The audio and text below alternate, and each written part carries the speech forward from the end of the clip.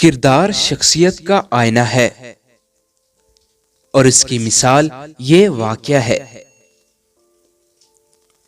ایک شخص نے ایک نیا مکان خریدا۔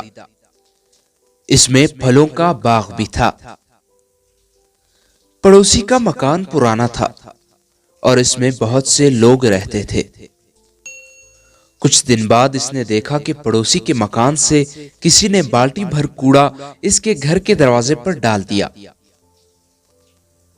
شام کو اس شخص نے ایک بالٹی لی، اس میں تازہ پھل رکھے اور اس کے دروازے کی گھنٹی بجائی۔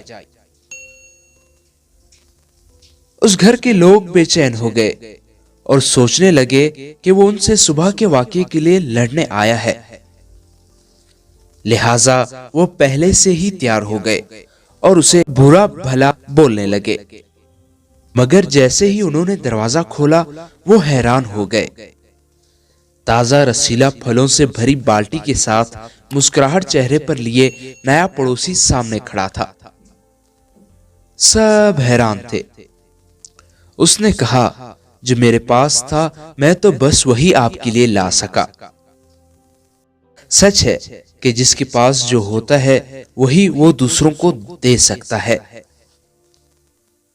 آئیں ذرا سوچیں کہ ہمارے پاس دوسروں کو دینے کے لیے کیا ہے۔